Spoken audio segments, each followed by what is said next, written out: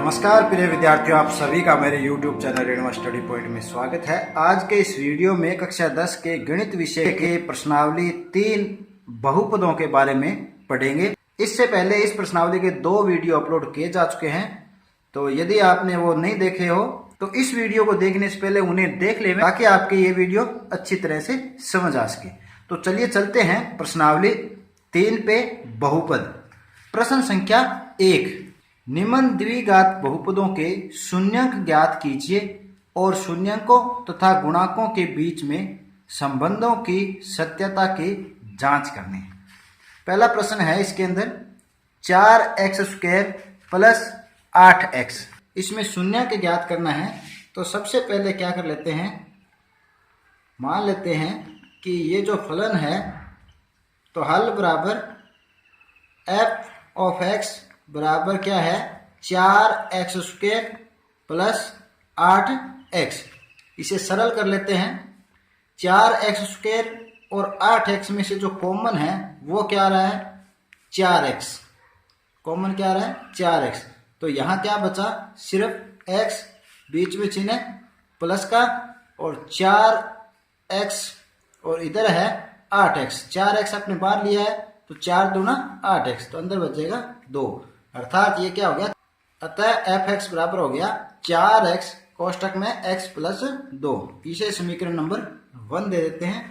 अब अपने को शून्यंक ज्ञात करना है, तो शून्यंक ज्ञात करने के लिए क्या करना है, बहुपद के शून्यंक ज्ञात करने के लिए मान लेते हैं कि जो f ऑफ x है उसका मान क्या होता है, शून्य होता है। क्यों मानते हैं, क्योंकि शून्यंक क्या होते हैं, पिछले वीडियो में चर्चा की थी अपने। पिछले वीडियो में आपको शून्यंक के बारे में बताया था। तो शून्यंक क्या होता है कि वह मान, बहुपद के लिए वह मान जिसको यदि रख दे तो उस पूरे बहुपद का मान कितना होना चाहिए, शून्य होता है। इसलिए f ऑफ x को क्या मानेंगे, शून्य। तो यहाँ देखिए समीकरण 1 में ये जो मान रखेंगे तो उसका अर्थ हो गया 4x कोष्टक x प्लस 2 बराबर क्या हो जाएगा अब शून्य, क्योंकि f(x) को क्या मानना है, शून्य। तो यहाँ आप एक बात देखिए कि ये जो बहुपद दिया हुआ है ये द्विघात बहुपद है, क्योंकि यहाँ x की अधिकतम घात क्या है, 2 है। तो द्विघात बहुपदों में हमेशा शून्यंक कितने होते हैं, 2 शून्यंक होते हैं। कितने शून्यंक होंगे, 2 शून्यंक होते हैं, पहला अल्फा और दूसरा बीटा। तो इन दोनों को अपने अलग अलग निकाल लेते हैं। पहला शून्यंक होगा 4x बराबर 0 के लिए, और दूसरा शून्यंक होगा x प्लस 2 बराबर 0 से निकाल लेते हैं। 4x बराबर 0 या x बराबर क्या आ जाएगा 0/4, या x का मान कितना आ गया 0। x यहाँ पे क्या है, पहला शून्यंक है, और पहला शून्यंक है उसको अपने क्या मानते हैं, अल्फा। तो अतः अल्फा का मान कितना आ गया 0। इसी प्रकार दूसरा शून्यंक ज्ञात करते हैं, इसको सरल करेंगे, या x बराबर क्या आ जाएगा -2। तो ये हो गया दूसरा शून्यंक, और दूसरे शून्यंक को क्या लिखते हैं, बीटा से लिखते हैं। तो बीटा क्या हो गया -2। तो यहाँ अपने पास दोनों शून्यंक ज्ञात होंगे। आपको ध्यान रखना है कि यदि एक रेखिक बहुपद है तो एक शून्यंक आएगा, द्विपद बहुपद है तो आपको 2 शून्यंक प्राप्त होंगे। तो अब इनको शून्यंकों और गुणांकों में जो संबंध है उनके सत्यता की जांच करते हैं। तो यहां लिखोगे सत्यता की जांच। सत्यता की जांच अपने 2 तरीके से करेंगे, क्योंकि जो शून्यंक और गुणांक 2 तरह के संबंध है। एक तो है कि दोनों शून्यंकों का योगफल, और दूसरा जो संबंध है दोनों शून्यंकों का गुणनफल के आधार पर। दोनों शून्यंकों का जो योगफल होता है वो किसके बराबर होता है, -b/a के बराबर होता है। यहां देखिए -b क्या है, जो अपना द्विघात बहुपद है उसमें x का गुणांक है। तो यहाँ x का गुणांक कितना है, 8 है। यहाँ x का गुणांक कितना है, 8 है। तो यहाँ पर आप लिख भी सकते हो कि यहाँ जब प्रश्न शुरू करो तो यहाँ आप लिख सकते हो कि यहाँ a का मान है, a होता है x² का गुणांक। तो a है 4, और b का मान कितना है 8, और c का मान कितना है, क्योंकि c इसमें है ही नहीं इसलिए c का मान क्या हो जाएगा 0। ये 3 मान क्यों लिखे हैं, क्योंकि द्विघात बहुपद का आपको विशिष्ट रूप याद रखना है। वो क्या है, मैं एक बार यहाँ लिख देता हूँ आपके याददाश्त के लिए कि जो द्विघात बहुपद है उसका विशिष्ट रूप होता है ax² plus bx plus c बराबर 0। ये द्विघात बहुपद का व्यापक रूप है, यानी कि कोई भी द्विघात बहुपद हो वो इस तरह से हो सकता है, जहां b और c का मान तो 0 हो सकता है परंतु a का मान 0 नहीं होगा, तो यानी अर्थात उसमें कम से कम एक पद तो अवश्य है। तो यहाँ पर आपको जैसे प्रश्न शुरू करो इन तीनों के मान आपको लिख लेने हैं। वो तीनों के मान कहाँ से प्राप्त होंगे, जो आपने को प्रश्न दिया है वहीं से इन तीनों के मान प्राप्त हो जाएंगे, और ये तीनों क्या होती है, वास्तविक संख्याएं होती है। तो आइए इसको हल करते हैं। अपने पास अभी सभी के मान है, अल्फा के मान है, बीटा, बी और ए के मान, इन सभी के मान इसके अंदर रख देते हैं। तो अल्फा कितना है 0 प्लस बीटा कितना है -2, तो कोष्टक में लिख दीजिए बराबर, यहाँ देखिए माइनस बी, तो माइनस का माइनस लगाएंगे। अब बी क्या था अभी निकाला है, एक्स का गुणांक है वो कितना है 8 है, तो ये हो गया 8 बटा ए क्या है x² का गुणांक है जो अभी निकाला है वो कितना है 4। हल कर लेते हैं इसको, ये 0 का छोड़ देंगे, यहाँ प्लस को माइनस से गुणा किया तो क्या आता है हमेशा -2 बराबर, इधर देखिए 4 का भाग देंगे 2 बार तो 8 आया, तो -2। तो देखिए बायां पक्ष और दायां पक्ष दोनों बराबर है, इसका मतलब योग के लिए जो शून्यांक और गुणांकों का जो संबंध है वो सही है। अब गुणा के लिए और देख लेते हैं। गुणा के लिए क्या है, अल्फा गुणा बीटा बराबर क्या होता है c बटा a। यहाँ पे जो c है वो अचर पद है, जो व्यापक रूप के अंदर अपने देखेंगे व्यापक रूप में जो c होता है वो अचर पद होता है, बाकी जो b है वो x का गुणांक होता है और a है वो x² का गुणांक होता है। तो अपने पास c का मान कितना है 0 है, तो मान रख देते हैं यहाँ पे देखिए, या अल्फा है 0 गुना बीटा है -2 बराबर c का मान 0 और जो a है वो कितना है x² का गुणांक 4 है। या इसे हल करेंगे तो ये पूरा क्या हो जाएगा 0, और इधर भी 0 में 4 का भाग देंगे तो 0। तो देखिए यहाँ भी गुणा के लिए भी शून्यंक और जो गुणांक है उनके बीच में संबंध सही है, तो अपने लिख सकते हैं अतः दिए गए शून्यंकों व गुणांकों के बीच में संबंध सत्य है। इसी तरह अपने इन प्रश्नों को हल करेंगे। चलिए नेक्स्ट क्वेश्चन पे, 6x² -x -2, इसमें सबसे पहले शून्यंक ज्ञात करेंगे। तो शून्यंक ज्ञात करने के लिए क्या करना है आपको, हल लिख देंगे सबसे पहले। तो यानी ये किसका फलन है, इसमें कौन सी चर राशि है, x चर राशि, तो ये फलन है x का। तो f ऑफ x बराबर क्या लिख सकते हो 6x² -x -2। जैसे पिछली कक्षा में आपने इसको सरल किया है कि उसमें द्विघात जो बहुपद है उसको हल कैसे करते हैं कि पहले और तीसरे पद को गुणा करना है, 6x² और 2 को गुणा करेंगे कितना आ गया -12x²। अर्थात अपने को ये जो बीच का पद है -x, इसके 2 टुकड़े करने हैं कि जोड़े तो -x आए और गुणा करे तो -12x² आए।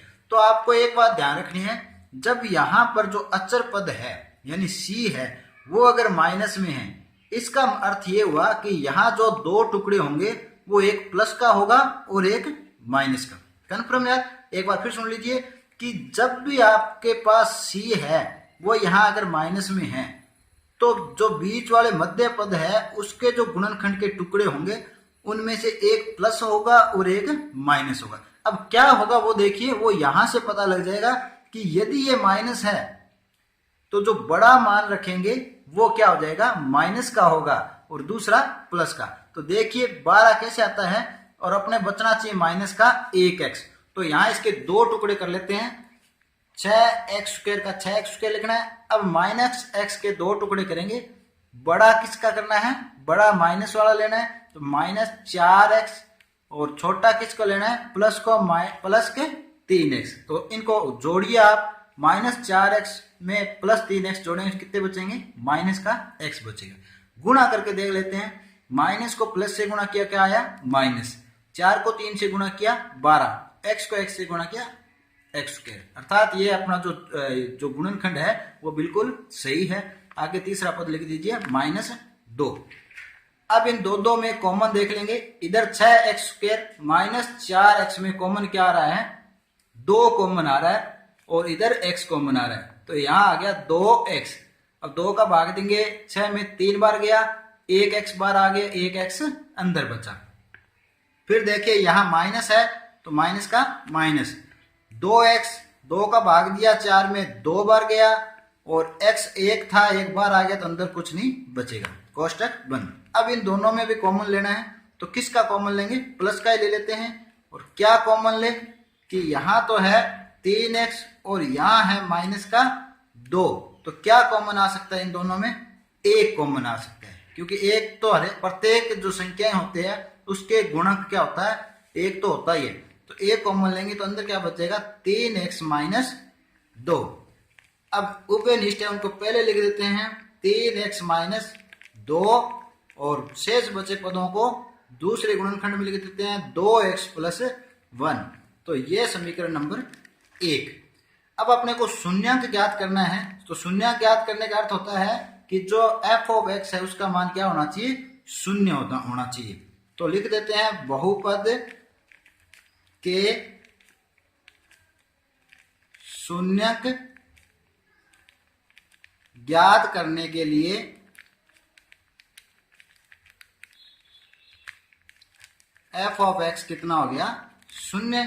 तो ये भी द्विघात बहुपद है, तो द्विघात बहुपद में क्या होता है कि जो शून्यांक होते हैं वो 2 होते हैं, 2 भागों में बांट लीजिए। यहां पर अल्फा शून्यांक निकालेंगे और दूसरे भाग में बीटा। पहले जो शून्यांक होता है उसको अल्फा मान लेना है, दूसरे को बीटा मान लेना है, अर्थात 3x - 2 बराबर क्या हो जाएगा 0 और दूसरा है 2x + 1 बराबर 0। तो यहां से x का मान निकाल लेते हैं, या 3x बराबर ये -2 इधर आएगा तो ये किसका हो जाएगा +2, या x बराबर 2, ये 3 गुणा में तो इसकी क्या आ जाएगा भाग में, तो x का मान 2/3, अर्थात जो पहला शून्यक वो अल्फा है वो कितना है 2/3। इसी तरह दूसरा शून्यक बीटा ज्ञात करेंगे, या 2x बराबर 1 इधर आएगा क्या हो जाएगा माइनस का, या x बराबर -1 तो है ये 2 इसके भाग में आ जाएगा, तो ये हो गया दूसरा शून्यक। दूसरा शून्यक को क्या लेते हैं बीटा लेते हैं और बीटा का मान कितना है -1/2। अब संबंधों की सत्यता की जांच कैसे करेंगे, तो यहां देखिए पहला 2 तरीके से जांच करेंगे। पहला योग के लिए, तो अल्फा प्लस बीटा बराबर क्या होता है -b/a। तो यहां पर आप देखिए जो अल्फा का मान है वो 2/3 प्लस बीटा का मान कितना है -1/2 बराबर -b कितना है। यहां जो समीकरण था वहां से आपको पहले मान लिख लेना है, तो जो -b है वो देखिए जो अपना प्रश्न है वो 6x² -x - 2 है, तो यहाँ a कितना हो गया 6, b कितना हो गया -1 है और c कितना है -2 है। इस तरह से ये आपको लिख लेने हैं, तो यहां लिख देंगे क्योंकि a बराबर 6, b बराबर -1 और c बराबर -2, तो यहां पर इनके मान रख देते हैं।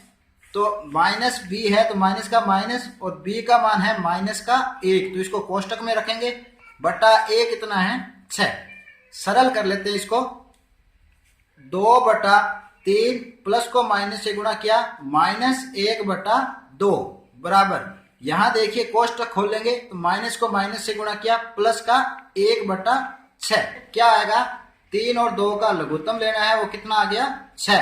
3 का पहाड़ा 6 में पढ़ा कितनी बार जाएगा 2 बार, 2 को 2 से गुणा किया 4, फिर बीच में चिन्ह है माइनस का, 6 में फिर 2 का भाग देंगे कितनी बार गया 3 बार, 3 एकम 3 बराबर, यहां देखिए 1/6 है, या 4 बड़ा है और 3 छोटा है, तो 1 किसका बचेगा? प्लस का। 1/6 बराबर दाएं पक्ष में भी 1/6।